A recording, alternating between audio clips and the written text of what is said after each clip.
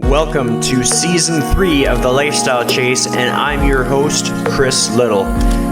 This podcast features high performers who have found a way to live their best life while balancing their health, wellness, friends, and family. To help this podcast grow, please share it on social media, rate 5 stars, tell your friends, and check out the past 140 episodes and counting. You can follow me on Instagram at Christian Little and at The Lifestyle Chase. Thanks for listening. Let's get started. So I started a partnership with True Local recently. And you might be wondering, what does that mean? Well, let's talk about it. I am a big fan of supporting local. Being a farm kid, I really value seeking out local farms that I can support, and True Local allows me to do that. It's also Canadian owned and expanding into the US. If you order from True Local at truelocal.ca or truelocalusa.com and use the code TrueLifestyleChase, you can redeem it for 3 pounds of grass-fed lean ground beef in your first 2 orders, or 1 pound of grass-fed lean ground beef in your first 2 orders of a small box. Or alternatively, if you like bacon, you can use the promo code APLittleBacon and you can get 1 pound of delicious bacon added to all of your regular orders, in addition to 4 boneless, skinless chicken breasts in your first 3 orders of a regular size box. In a small box, you can still get 1 pound of bacon added to your first 3 orders. And remember, at the end of the day, eat protein. Thank you and enjoy listening to or watching The Lifestyle Chase. So, welcome to The Lifestyle Chase. Today is episode 162, and I am joined by the one and only Chloe Forrest. How are you doing today? I'm good. How are you? I'm good. We got the mountain range behind me, having a good time with these scenic backgrounds. For my listeners who may very well be brand new to you, how would you describe yourself? Like, what are some attributes about yourself that you're really proud of? What am I really proud of? Well, first of all, I like to tell people I'm a voice actor. It took me a long time to embrace that title because a little bit of imposter syndrome. But now I am going full-fledged. I'm Chloe Forrest. I'm a voice actor. I've worked with brands like Visa and Kia. I really want to get into animation one day. I also work with Lululemon a lot. I work here in Toronto, and that's actually how we met. I think the story of how we met is really funny. We were in training together, and they kept accidentally putting just you and me in a room together. So we basically got to know each other. I feel like that's such a COVID way to meet someone, over Zoom and training. But yeah, I was an athlete when I was younger. I really like to incorporate fitness and wellness into my life nowadays. Yeah. I mean, that's the best intro you could possibly come up with. One thing that I do for people is I kind of take a little perspective. I take them to a different period of their life where I might not have a clue what they're going to answer. But if we were to put you at where you were at when you were 10 years old, where would that place you and what was life like?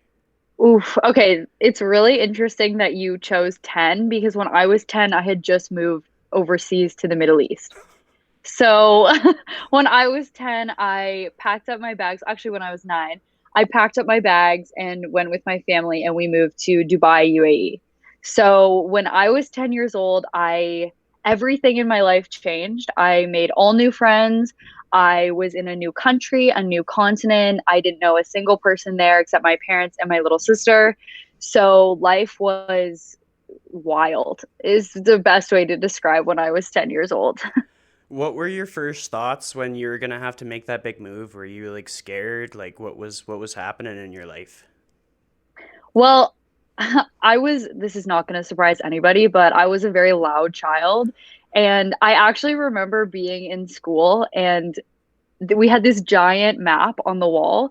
And I remember when I found out I was moving, I went in and I literally made the entire class sit and watch while I showed them exactly where I was going to be moving on the other side of the world. I was like, we live here in Halifax, but I'm moving all the way over here to Dubai because I'm cool. And like, I don't think it had hit me at that point. I was only 9, like how much my life was going to change. But all I knew is that it was a cool thing to brag about in grade 3, I think I was in. So Yeah, that's how I was excited. I think I was a little too young to really grasp how much my life was going to change, but it was something to brag about. Well, I mean, that's something cool that is like people don't appreciate how little fear that young kids have, which I think is really cool. Like when it comes to like chasing goals, chasing dreams, stuff like that. Like kids don't even make excuses. They're just like, hell yeah, let's do it. Yeah. When you got into Dubai, like what were the things that stand out to you now? Like as an adult, looking back, and you're like, okay, what kind of lessons did I learn from that whole integration to a new place to live, new routines, stuff like that? I think the biggest thing for me was just the number of experiences I had that my life would have been completely different if I hadn't moved to Dubai. And one of the biggest things I think was just meeting so many different kinds of people. My school that I went to in Dubai, we entered the Guinness Book World Records for the most nationalities in one school. We like went for it one year. I think we lost by like one nationality. But looking back, it's so crazy the number of people that I met from all over. Like my best friends were British, South African, Indian, one girl was from Pakistan, and when we all left Dubai in grade 10, we all just scattered around the world, and it's just it was it was it was too close to home to realize how amazing that was to be friends with all those different people at that age. But now that I look back, I'm like, wow, that was crazy that my close knit friend circle was so worldly. Yeah, and just it's funny. I A lot of people will say to me like, you don't know XYZ cartoon or book or childhood memory. And I'm like, no, because I was growing up in the Middle East. And they're like, wait, what? And I guess for all the things I missed, I think I gained so much more perspective and experience that I don't even know if I can really put it into words, to be honest. Well, I mean, that's really cool because it kind of aligns with like the values of the lifestyle chase. Like I run this podcast with the value of diversity and like getting connected to people who might have different experiences, might not even be in the fitness industry. I actually pull that card quite often. People are like, "Well, is it a fitness podcast or is it not a fitness podcast?" I'm like, it's a podcast that benefits people in and out of the fitness industry, hosted by a personal trainer and nutrition coach. So it's Yeah. like somewhere down the line, it like fills the role. When you talk about like the people that you made friends with and connected with, like, do you still stay in contact with them today? So most of my friends from Dubai, I still have on Instagram, Facebook, all of the social media platforms. I once in a while will get a message here and there, but in terms of like constant connection, not really. One of the issues is mostly like the time difference and also obviously just like growing apart over the years. But if I was to be in a country that any of them were in, or if they were to come to Canada, I would definitely want to meet up and catch up. It's been 10 years now, yeah, 10 or 11 years now since I moved back. So really feels like another lifetime ago. So, having spent all that time outside of Canada, what was it like to move back? It was a bit of a culture shock, to be honest. Whenever people ask me what it was like to grow up in Dubai, I always describe it like that was my old life and then this is my new life. There's not really any like crossover. Like none of my friends who live here had visited me in Dubai, and none of my friends from Dubai have visited me here. So there's not really a lot of crossover other than my grandparents who came to visit us. But it was really a culture shock because I was coming back in grade 11, which is, I think, a really hard year to change not only schools, but countries. There was a lot of things like I have this funny story where I did the International Baccalaureate program, but I went into French class in grade 11 and I had not taken any French because I was in the Middle East. I had taken Arabic for 8 years. And no, I can't speak Oh. Arabic.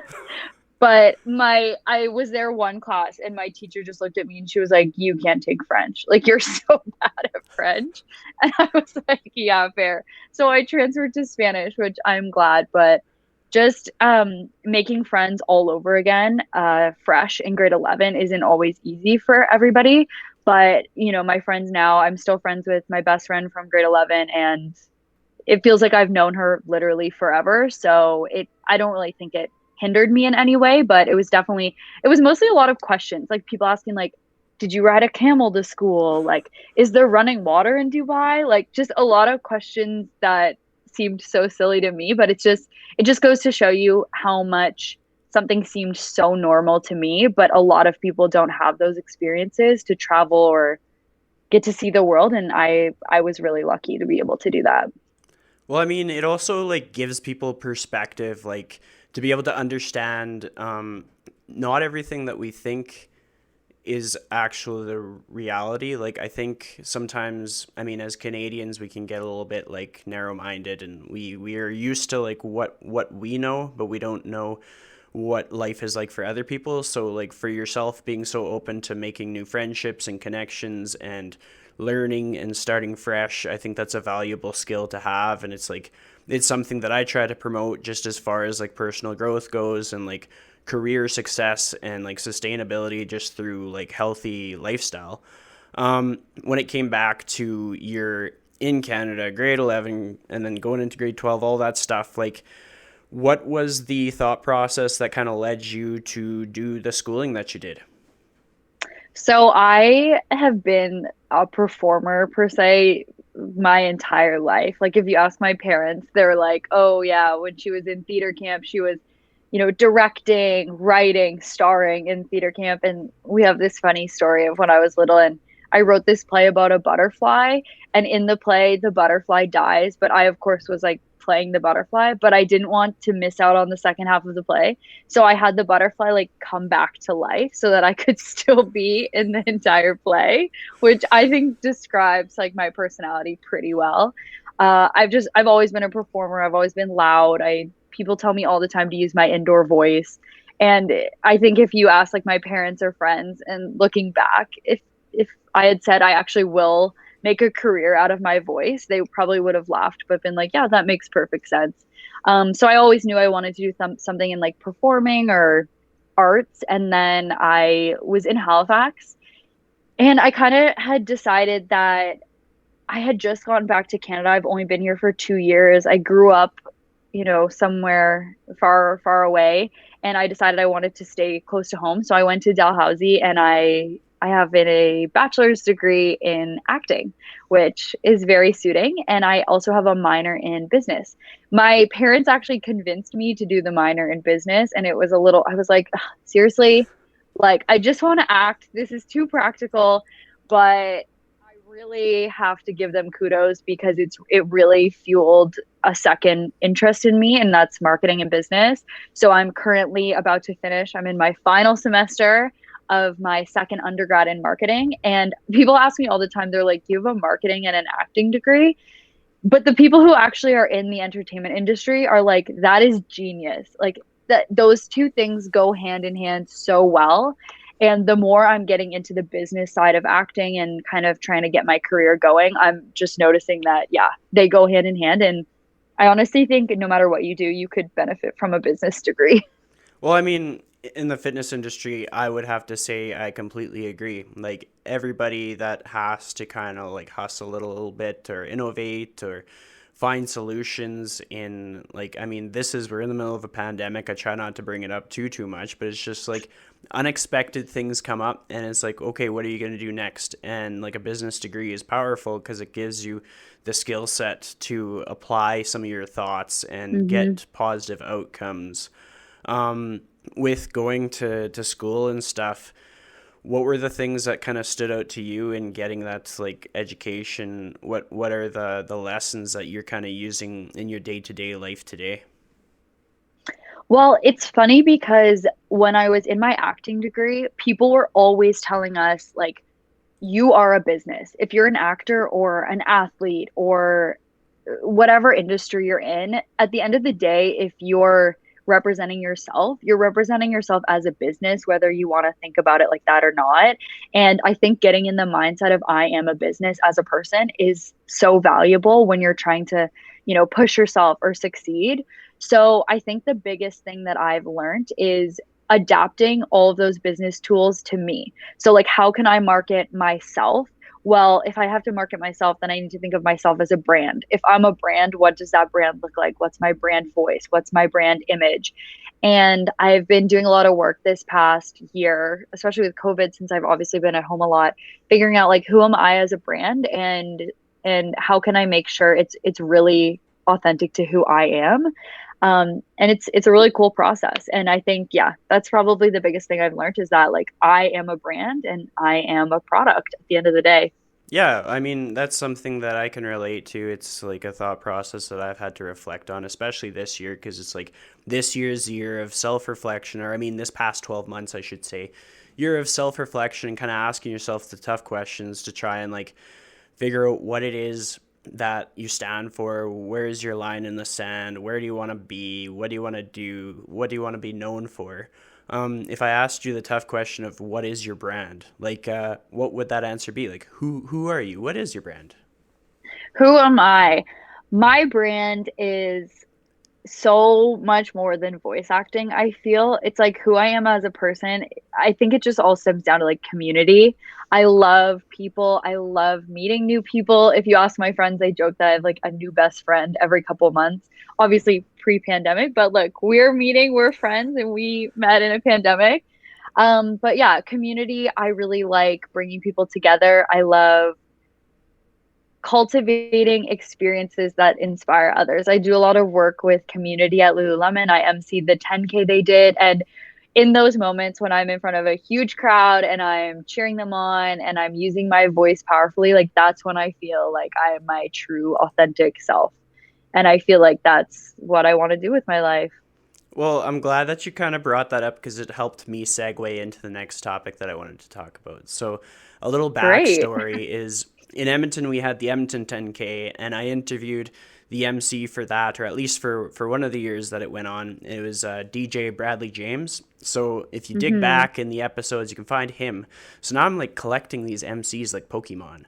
Um, I just first I want to go back into what brought you to Lululemon because I mean in the training for the GEC we both got to see people's kind of like origin stories and usually it was like pretty cool backstory. So if you're open to sharing, like what was it that happened that you're like, okay, I'm gonna go work for Lululemon? Yeah, I feel like my backstory is a little bit different than most people's because I actually started at Aviva, which is Lululemon's little kids brand. It's like for girls aged 8 to 14. It's no longer around, unfortunately, just because of a variety of factors. But I actually was working as a photo assistant at a photo studio in Halifax right after I graduated. And next to the photo studio was Aviva. And I used to go in there a lot and just like talk to the girls because they were really cool and they were like close in age to me. And one day they were like, "Why don't you work here?" And I was like, "Okay." So I applied to work at Aviva and I got hired there. And it was it was a really challenging experience just because of some of the more like difficulties with like a manager that I had and things like that. But in terms of like the core of the store, it was honestly life changing. I worked with little girls. I actually ran the Instagram page for a little bit and we did photo shoots. And all of the photo shoots we posted on social, and we had almost 10,000 followers, were local Halifax young athletes in their sport. So typically they would come and shop at our store and I would help them pick out an outfit. And then I would be like, "Okay, you're awesome. Can I come take photos of you?" So I would plan to go to the girls' sports. So soccer practice, gymnastics meet, whatever they could do. And then I would take photos and we would feature those photos on the Instagram page. And it was amazing. I have some stories that are like really heartfelt of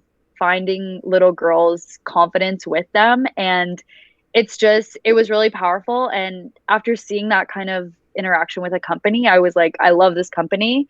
Unfortunately, Aviva closed, but Lululemon was like, "Kate, come work for the real parent brand." And then I transferred over and then I moved to Toronto and I've been at Queen Street for 3 years now. And it honestly feels like family, which is why I can't leave.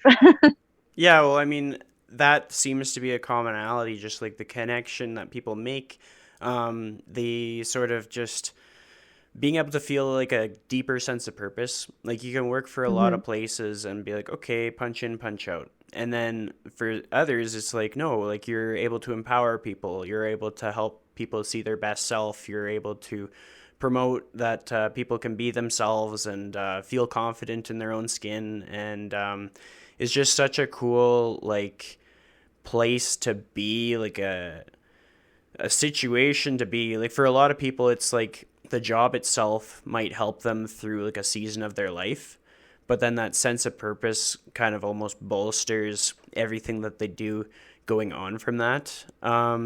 When we talk about Yeah. the Toronto 10K, what was it that sparked the opportunity for you to be the MC? Like, what was the turning point there? So my my assistant store manager at the time, Petra, she's actually left now because she's doing some awesome like social media mentoring or like social media business on her own. She's running a business and she's killing it. Petra K. Pierce, if anyone is looking. And her and I sat down one day because Lululemon's really into like goals and, setting up things that you want to accomplish. And I was like telling her, I was like, I don't know, I want to do this and that and this and that. And she was like, okay, she's like, from everything you're saying, it sounds like you just want to use your voice. And she wrote down on a piece of paper, she was like, use your voice. And so I was like, yeah, you're right. And she was like, so why don't we start looking for ways that you can incorporate like your love of Lululemon and your, family here with using your voice? And I was like, okay, let's do it.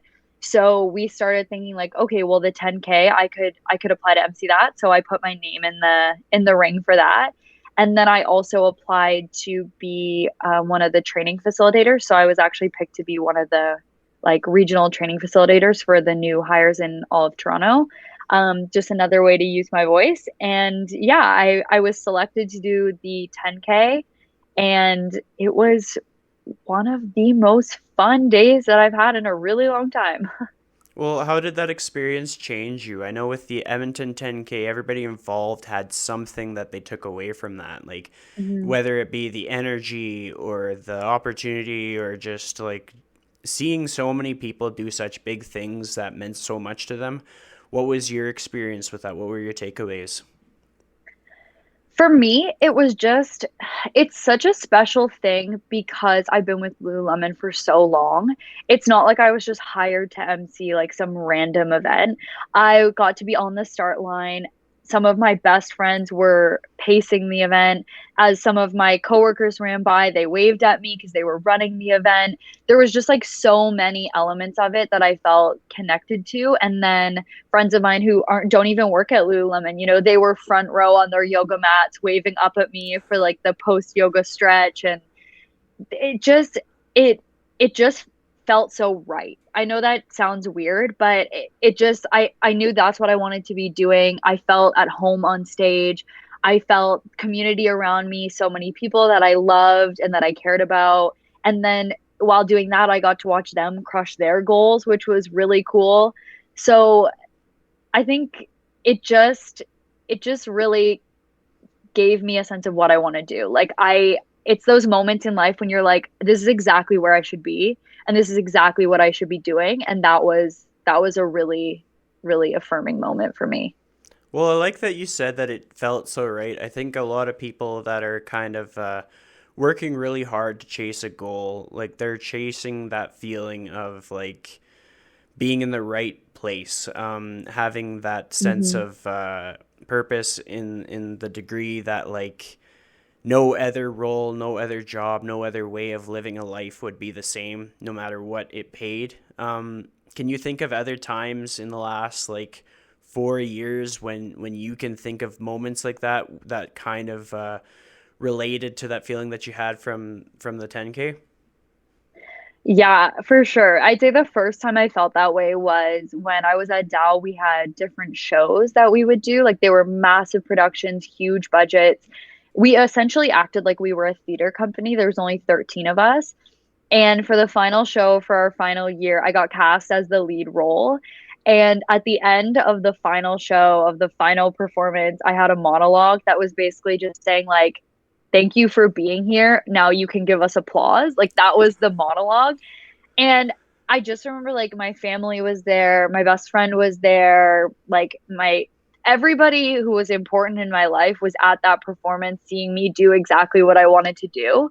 And it just felt so right. I mean, I know I just said that, but it was the exact same feeling. I was like, this is it. This is what people look for. This is the feeling people search for.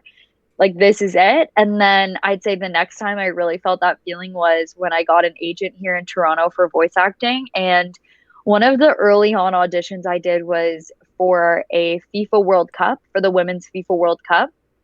And I booked it and I was psyched. It was the first commercial that I voiced here in Toronto, and it was a really inspiring commercial about little girls looking up to their idols and like following their dreams. And it was just crazy that not only did I book a voiceover gig here in Toronto after getting my agent, which is like all I wanted to do, but for the commercial that I did first to be so related to like me and be like inspiring young girls and come 360 back from working at Aviva and be about soccer, which I grew up playing. It was like a pinch me moment. And it's funny now that I've done 2 years worth of commercials with Visa, everyone I'm like, yo, this is you're doing it. Like stop and smell the roses. Like it can be a little bit things get repetitive once you start achieving your dreams like again and again. And then you take moments like this and you look back and you're like, wow, that felt amazing and I'm doing it. And yeah, that was big for me. And then getting to see it aired during it aired every game of the FIFA Women's World Cup. So I had like my family sending me clips of it, and every time I saw it on TV, I just like I couldn't even put into words what it felt like. It was like literally watching your dreams come true. Well, I mean, that's super cool. And like I have to admit, I was watching YouTube the other day and I hadn't watched the Super Bowl yet, and I went and watched like the halftime show, and I think it's probably because like my IP address is based in Canada. A Visa commercial came on and it was you. And I was like, "Yeah." I was like, "I know her." And Yeah, it was probably like the dancing one, I think, is airing right now or something. yeah, it sounds about right. It's just like it's cool because it's one thing for a person to be able to say, "Yeah, I did this," but it's another thing for it to still be out there and like people can literally like see it has happened, and it's a fixture in society. Like people are gonna come across it accidentally on purpose. You're not gonna have to look too hard for it. I'm gonna quickly segue because I want to talk about like your journey getting the agent, because I can imagine there's probably a lot of stuff that led up to that. Maybe some doubts, maybe some confidence. Like, what was the Yeah. process like for you in getting your agent? So it was pretty easy in Halifax. I had an agent in Halifax because it's so small.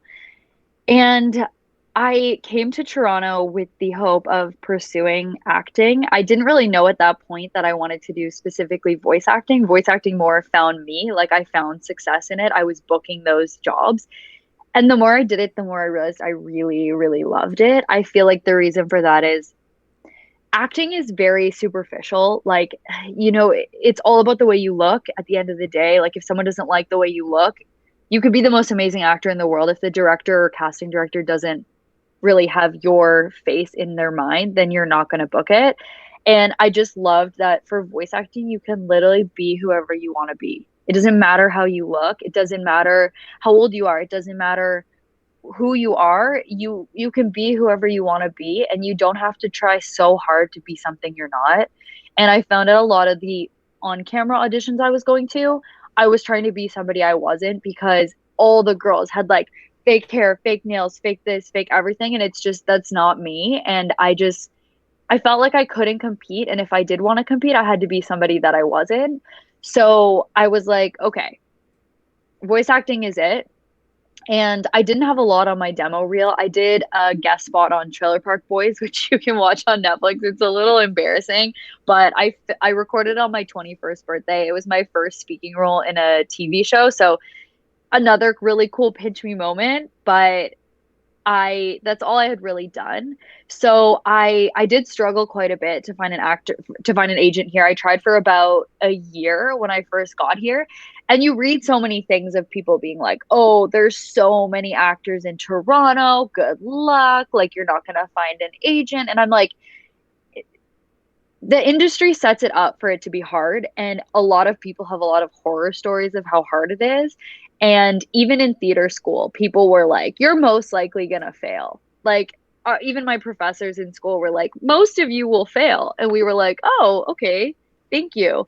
And I think having the marketing and all that is like was what I needed in my mindset to be like, no, I need to think about this more critically. How am I going to get an agent and how am I going to succeed? So, what I did is I set up my microphone and I just recorded a bunch of auditions that I had done in the past that I didn't book as best as I could. And I strung them together and made myself a demo reel. Normally, when people apply for an agent, they send along a demo, which is like a list or like an audio file of work they've already done. I have one now that I have had success, but I had to just make my own. And I just emailed it like a spam artist, like just email, email, email, email, email. And then finally, my then agent emailed me back. She's like, "I love your sound. I'd love to meet you." And I just got lucky where she was new in the industry as an agent and I was new and she was looking to build her roster. You know what? No, I shouldn't say lucky. I always say like I got lucky, but I actually worked really hard. So it wasn't luck. It was me working hard. And then she actually moved to England, but they liked me enough to keep me on their roster. So I now have another agent with them and I'm really happy with what like how things have gone, and I'm just auditioning and auditioning and working as hard as I can to make those dreams come true.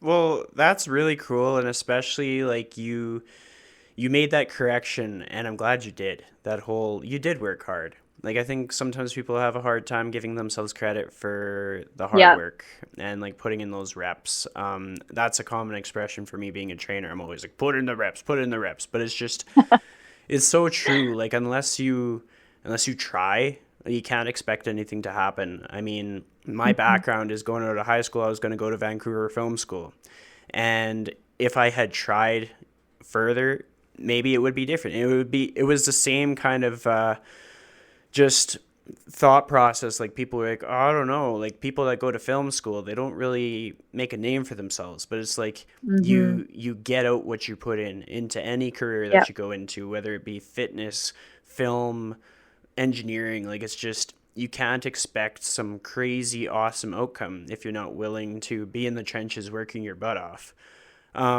When it comes to recording an audition, what's your process? Do you have to psych yourself up? Do you have like some kind of a routine that you do? I wouldn't say I have a routine. It's funny. I actually was talking to a friend of mine who I work with at Lululemon. She is also an actor. She's had a lot of success in film and television. And we were just talking. She did this workshop, and it was actually about, the actor's mindset. And she was saying how crazy it's so similar to an athlete where, you have your pregame rituals, you have to eat this, drink this, do this. And it's like, actors don't normally think of themselves as athletes, but having those pregame rituals can be just as helpful. I wouldn't say I have a set pregame ritual, but it's really important to warm up. It's really, really, really important to warm up. I like to read out loud every day. I have like a bunch of voice acting books that I like to read, and reading them out loud every day is something that I do that's really helpful for like articulation and vocabulary expansion and things like that. Um, Before I record an audition, I like to obviously read it over a lot before I even attempt to say it out loud, just so that I can pick out if anything looks tricky. One time I was auditioning for a McDonald's commercial and I just could not for the life of me say Arabica beans. I kept saying Arabica, just like I was in the studio and Arabica, and just I don't know. I think that's funny, but it's just like finding those little quirks that are difficult for you. Um, yeah, other than that, not really a pregame ritual. I'm really critical of myself, so I will generally do a first take, listen back, and then even the smallest little clicks or this or that, like they stand out so loud to me. So I'll generally do it. I'll generally spend like maybe 30 minutes working on an audition just to make sure it's perfect before I send it off to my agent. Well, I mean, even bringing up the point of being like self-critical, I mean, that's something that echoes in my mind. I've reflected on like the past couple of years, and I'm like, oh, I'm nowhere's near what I want to be. Like, I feel like I failed, and then I actually like take an analytical look at everything from the past couple of years. I'm like, oh no, like it's not bad at all. Like it's actually quite Hmm. good. What is your kind of process for battling the self criticalness? Like where do you get your positive outlook from when you need a positive outlook in any given situation? Yeah, I imposter syndrome is so real. Like the idea that like you're, an imposter in a space in which you're working, performing, whatever it is. And I feel like what I often tell people is when you go to school to become an architect, you graduate and then you apply for a job that says architect, and then you have a business card that says architect on it. When you're a voice actor or a trainer or a podcast host, you don't apply to a job that says voice actor and then get a business card that says voice actor and then put that on your LinkedIn. So I feel like imposter syndrome is just so easy to come across in more artistic or creative fields. And I remember when I booked my first Visa commercial and it went national. And now I've been recording Visa commercials for 2 years now. I've done probably 20 to 30 Visa commercials at this point. I remember doing the first one and I was like, oh my God, I did it. Oh my God. And then I did another one. And then I said to one of my friends, like, well, I'm not a voice actor yet. And they were like, you were paid to do a national commercial with your, like, what if you're not a voice actor, who's a voice actor? And I was like, oh well, people who have been working in voice acting for 10 years and they have all the things and all the microphones and stuff. And they were like, what? And I think the biggest way to overcome imposter syndrome is to just make the choice to be what you are. Like, I am a voice actor. And I've gotten to a place now where it's one of the first things I say about myself if I meet someone. If they like, what do you do? Oh, I'm a voice actor. Whereas like 2 years ago, I would have been like, oh, well, I want to be a voice actor. And one of the best things I saw on, I don't know, followed this guy on LinkedIn because he was posting like great voiceover tips. And he was like, drop the word in aspiring. He's like, I hate seeing aspiring podcast host, aspiring fitness trainer.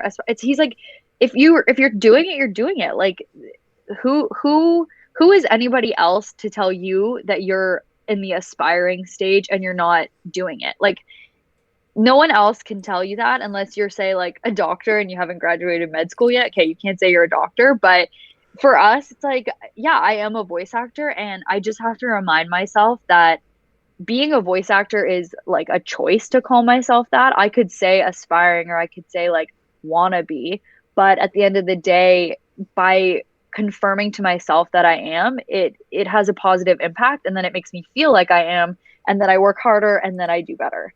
It's one of those things where it's like self-affirmation is really such a powerful tool. I mean, that's perfect. Like to tie it up with self affirmation, I think it sounds like super hippy dippy from the outside in. It's It something that does. I have to do. Like, I have to remind myself that I'm capable of things, or I have to remind myself of things that I've accomplished. And you've kind of shared about how you've kind of had to remind yourself that you are doing things now. Like, you're not doing things tomorrow. You've already done things. Yeah.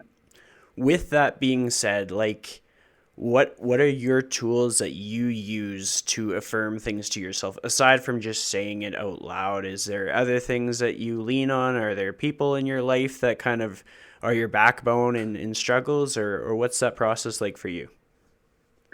I I've never been a big like journaler or write things down. My like love language is to-do lists. I love to-do lists. Journaling, not so much. I've recently started working through the 5 minute journal. I don't know if you've heard of it. I love it for someone like me who's like very go, go, go.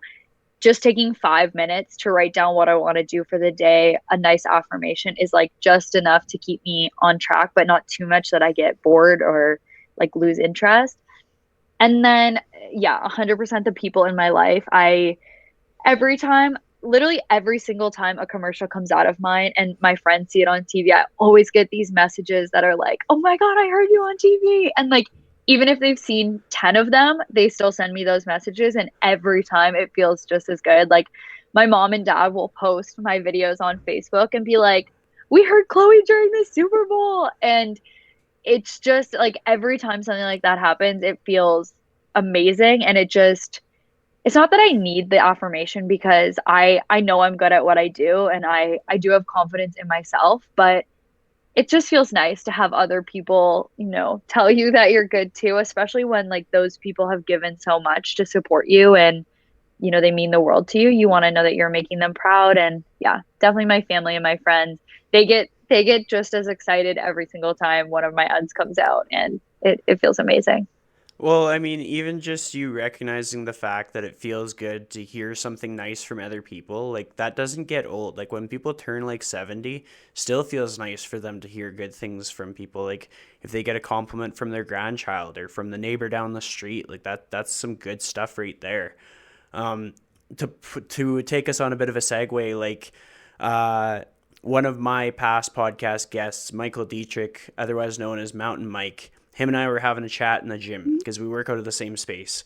And he kind of like posed a challenge or like a new way of seeing things that when you see a positive quality in somebody, you should point it out. Like even if it feels Hmm. like a stretch to like go over there and tell them that their shirt is awesome or that their voice sounded cool or that they had a really good lift, like the ripple effect that can have, kind of similar to like your past and doing the role with Aviva and all that stuff where you're empowering people and seeing like the strength in people or the good qualities, like that is powerful. I mean, if your social circle doesn't include a lot of people who like to do that, you gotta refine things a little bit, like not to like Oh cut people yeah. out, but just to make sure that you've got cheerleaders in your life. No, I could not agree more. And if you were to ask my friends like who the cheerleader in our group is, they would be like, "Oh my God, Chloe Loud and Hard." Like, I'm just such a believer in like telling the people in your life that you're proud of them and that they're exciting. Like, ask my sister, I bring the friggin' massive sign written with her name on it to her hockey game. She's a Division 1 hockey player. And my best friend, she was she was a double varsity athlete in school. And it's kind of an inside joke between us because she was literally so sick and tired of me introducing her to people. Like, "This is my best friend. She's a double varsity athlete." And literally she was like, "You need to stop introducing me like that." I'm like, "But I'm so proud of you."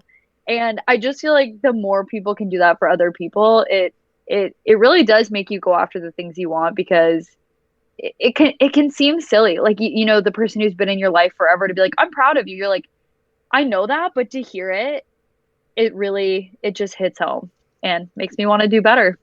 Yeah, well, like it's cool to hear that you are like that cheerleader friend because there's not enough people like that. Like I almost feel complimented when other people are making signs for their friends or like yelling loudly what accomplishment that person had that makes them proud because it's like wow, like that is such a good feeling that's like infectious. It makes other people with nothing to do with the situation feel better.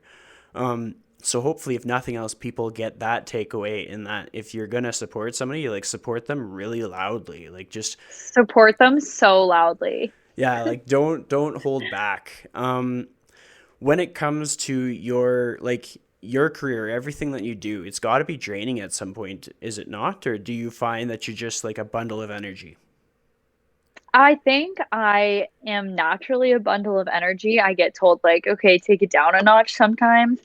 But I think you need that in this industry because you get told no so much. Like, no, no, no, no, no. You really have to get used to rejection. And I think that's why so many people give up in creative fields is because it's really hard to hear no. And it's really hard to not take it as like a personal reflection on yourself. But at the end of the day, if you love what you do, like, you're not going to take no for an answer. And it's especially hard because for voice acting, like if I don't get a role, I won't even get a no. I will just get ghosted. Like I just don't hear back. And it's just a lot of uncertainty of you're just waiting and waiting and you don't know an exact date that you'll hear back if you got the role or not. But I mean, as long as you love what you do and you believe in yourself, it really shouldn't matter. You just keep going. I listened to this lecture one time and this guy was talking to actors and he was like, you have to think of yourself like a present and you're going to give yourself to somebody, but not everybody will like that present. And that's okay because you're still an awesome gift and you're going to be perfect for somebody else, but not everybody will want the same gifts. Like I wouldn't want a gift that my sister would want as a hockey player and so forth. So like you're a gift and you're going to be perfect for somebody. It just might not be the right gift for that person. And I don't know. I thought that really stuck with me and I was like, you know what? Yeah, I am a gift. Yeah, well, I mean that's a good takeaway for everybody. Like I'm like, oh, Hmm. I am a gift. Like You're a gift. it's I think it just works in so many situations. If you're trying out for sports teams, like you're a gift, you just might not be the right gift for that team. Like I really think it's universal and I think we just get told no a lot more regularly. But other people get told no all the time, whether you're dating or applying for jobs or whatever you're doing. It's just, it's the way you take those no's and move forward that really makes or breaks.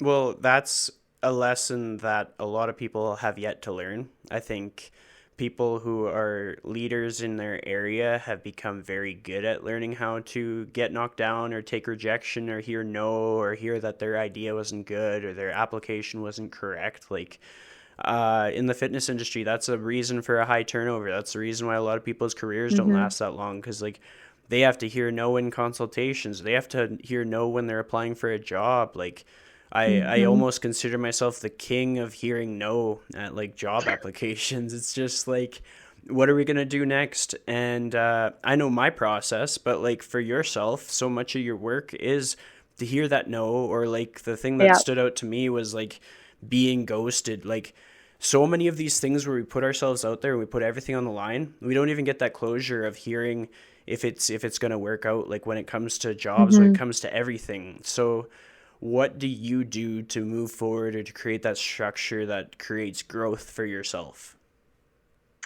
I really, that's a great question. I really hate the term like everything happens for a reason because I feel like everything doesn't happen for a reason. But I had a couple managers at Lulu who there was a couple roles I had applied for community that I didn't get and I was really annoyed. I was like upset and I was like I did everything right. Like I don't understand. I've done everything right you're supposed to do for this role. And my manager was like it's just not the right time. Like this isn't what's right for you. And I just feel like every time I felt like my world was like ending because I didn't get some opportunity, another one came along. Like if you ask people in my life, they know me like notoriously for being the person that's like, okay, I met XYZ at the bus stop and they're going to hook me up with this person who's going to give me a job and a career and blah blah blah. It rarely ever works out, but maybe one will and I'm going to keep trying and I really think you just have to get in the mindset of like if you were meant to be in that role, you would be. Like the people who are hiring, the people who are casting, the people who are like choosing these decision or making these decisions, like if they wanted you in that role, you'd be in that role. And why would you want to be in a role that you weren't good for? So I just think to myself, like, I wasn't right for that voiceover. And if I wasn't cast, there was a reason behind it. Maybe my voice was too I don't know, whatever it could be. And for acting specifically, you really have to let go because it's not a reflection on me. Like if my voice didn't work in that Pantene commercial, it doesn't mean I'm a bad person. It doesn't mean I'm a bad voice actor. It just means my voice wasn't right for that commercial. My talents weren't right for that job. It doesn't mean I'm not good at what I do. I think I've just gotten to a point where hearing no is not a reflection on my talents at all or who I am. And you just honestly have to keep going. You just have to do it again and do it again and do it again. And every once in a while look back and see how far you've come. And there's definitely a couple times I've been told no, and now that I look back, I'm like, thank God I was told no. Like thank God I didn't take that job or that whatever it was, and look where I am now, and look where I might not have been if I had taken those roles. So thank God for no. Well, I mean, that really spoke to me. It's everything that you were saying there. I was like, oh, yeah, like if I had every opportunity that I tried to pursue work out, there'd be so many better opportunities I would have never had the chance to try for. Like, I wouldn't Yep. be someone who had the success in one area had I had the success in another area, and like I wouldn't go back and change it over. So if I had done things in a way that worked out the first time, like I wouldn't have the outcomes that meant so much more afterward. And so like you almost want people to have to struggle. It's like come on board the struggle bus. Like get ready Yeah. to just suffer through everything that you thought should be easy for you. Like get ready to feel like it's you against the world, because if you don't embrace that, there's going to be a lot of really amazing opportunities in your life that won't happen. Like I mean, we can even go to like my whole hop into lululemon. Like I took on like a remote position because gyms were closed, and had I not Hmm. taken that on, so many cool people I wouldn't have met. Like I don't know if our paths would have crossed if I didn't take that temporary position for a few months. And I'm like, hell yeah, I'm glad that that happened. And so it's just a cool takeaway for people. Like if they're feeling deflated or defeated, and they feel like they're just not going to get what they want out of life, just like keep going. Get ready to Hmm. fall down a few more times, get back up stronger. Something that I was thinking about as we were talking was, this is a question that I ask all of my guests, and I'm curious to see how you would answer it, because there's a lot of things that make you different from past guests. And the question is, if you were to give one piece of advice to someone on how to live their life to the fullest in the most authentic way, what would that piece of advice be? Wow, that's a good question and a lot. I would, I did this exercise once where it said to like close your eyes and write down like 5 times in your life where you genuinely felt the most happy. Like if you could think of 5 times where you were like, this is it. Like I am 100% in the moment. I'm 100%, quote unquote, living my best life. And then look at them all and see like what are the common denominators. And for me, it's like my family, my best friends. Like I'm really about, quality. I was going to say quantity over quality, but no, I am quality over quantity. I have like a couple close friends who mean like the absolute world to me.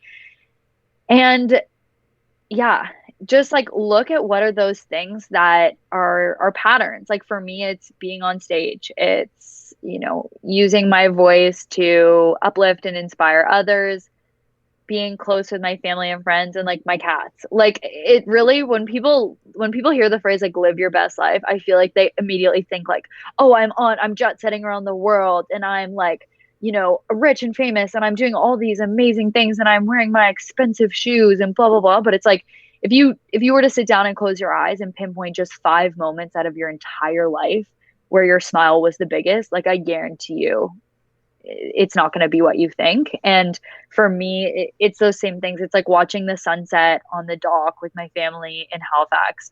We live on a lake and we just have the most amazing sunset. So like that would be it. It's like me and my best friend went to Greece, just the two of us, and just we were sitting one evening just like eating gelato on the sidewalk, and like that's one that comes to mind. Like it's the little things, and it's like for me it's like who you're with. So I would say yeah, just like look and see who are you around that you smile the most, and spend more time with them. Like it's really quite simple. Like spend more time with the people who make you smile and spend more time doing the things that make you smile. And if you have to work 9 to 5 in a job you hate to be able to do that, okay, well then you better be in the moment and not on your phone and really enjoy. Like I really feel I don't know, I really feel conflicted when I hear people who are like, oh, but I have to work to live my best life because I need to make money. I'm like, absolutely. But if you have Saturday and Sundays off, it's like you better be making the best of Saturday and Sundays. Like my favorite thing to do here in Ontario when we're not in a global pandemic is I love finding small little towns and forcing my best guy friend to drive me to them because he has a car. And the three of us or four of us will just get in a car. We'll just go to a cute small town that I found on like Google, and we will just explore for the day. We will find like what's fun to do there, if there's any hikes to do there. And we do this so much. And like those are the things for me that end up being like the best memories, the best weekends. So yeah, that would be my advice to living your best life. That's awesome. I mean, I love that small town discovery idea. Like It's some so fun. some of my best reflections and ideas and goals come from just like going mindlessly around places I've never been. And typically Hmm. it's like smaller places where it's like you're seeing a different perspective, which is a good segue for the next question that I have for you. Because we kind of talked about like your past accomplishments and like your process, but like I want to know, how do you decide what your next goal is? Like how do you set goals? Like you have the Lululemon background. Lululemon is great for setting goals, but what is it like for you in like setting out what your next year ahead is going to look like? For me, I've never been the kind of person to be very good at setting like hard goals. For me, I'm more of like an opportunities kind of person. A lot of the things that have happened to me that have been amazing are because I was like, "Hey, that's cool. I'm gonna do it." Like I'll hear of something and then I really am not good at focusing on anything else. Like I'm a very like go go go kind of person. So once I discover something that sounds neat or interesting or cool, I'm like, okay, I've got to do it. And then it's just about setting little intentions every day. So what am I doing every day that's like an hour or 20 minutes that's leading to me being a better voice actor? It's not about, spending 8 hours every day. It's like, no, what am I doing for 20 minutes? My a big goal that I want to accomplish is I really want to voice a Disney character. And I literally didn't tell anyone that for a long time. I told my assistant store manager and she was like, "Oh, you'll do that." And I was like, "What?" She was like, "Well, you're going to do that. Like I can see it happening." And I was like, "Yeah, but it's so scary. Like it's such a big scary goal to put out in the world." And she was like, "Yeah, but you'll do it." And I was like, "How come you have so much confidence in me that I don't have in me?" And she was like, "Cuz I know you." She's like, "You'll do it." So I feel like for me, it's just putting it out there. Like putting it out there. There's been so many times where I've said, like, yeah, I'm a voice actor. I really want to do XYZ.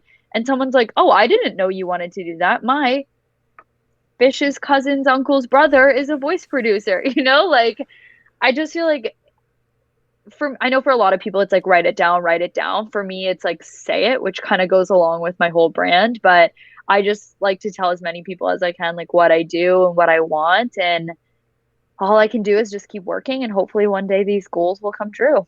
Yeah, well, that's exactly what I've been doing this year. I've been like, I'm just going to bluntly tell people what my goals are, and either they're going to have something to do with it, or they'll give me that confidence that I need to press forth. It was like, I was having my morning shower today, and I had a thought. I was like, you know what? The people in our lives believe in us more than we believe in us.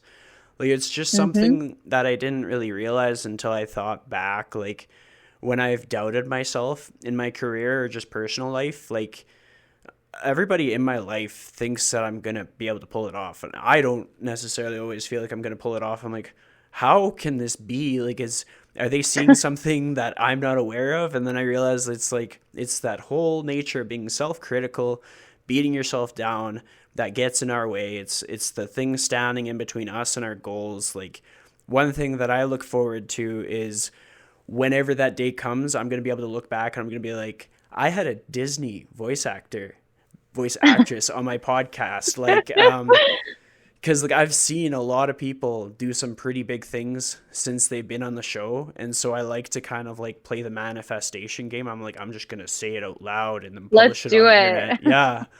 Um, there's something else I get each of my guests to do, and it is you put out a challenge for my audience, just something to kind of like enhance their life, get them to see things a little bit differently, and it can have your brand all over it. But if you're going to give my audience a challenge, what would it be? And the way that you'll share that with them is say your challenge for the day is, and then just put it out there. Your challenge for the day is to think of something that you love doing that puts a huge smile on your face that you haven't done for a long time, and just do it. Stop making excuses. I know for me, like you can see my guitar right behind me here. Like playing guitar brings me so much joy. I never do it. I never have time. I never have time. So my challenge for everybody today is to just do it. Like pick up the guitar, cook the meal, read the book. What is something that really makes you smile that you've been putting off because you don't have enough time, and do it today, right now. I dare you to. That's perfect, especially the dare part, because then people get edgy. They're like, "Oh, she dared me, so I better do it." You have to. When people want to learn more about you or they're intrigued, like how do they find you? Where's the go-to place for them to discover more about Chloe? Yeah, you can either follow me on at Chloe Forrest, FORRESTVO, to keep up with my voiceover happenings. I made a separate page just so that I could spam it with voiceover stuff. Or Chloe, CHLOE for EST. It's a little pun on Chloe Forrest. If you want to just see what's going on or just connect with me personally, because that's more of my fun times page. I love that fun times page. And with that being said, that basically wraps up our episode for the day. But I would love to thank you so much for joining me. It's been so cool Yes. to experience the world through your eyes. So thank you. Thank you.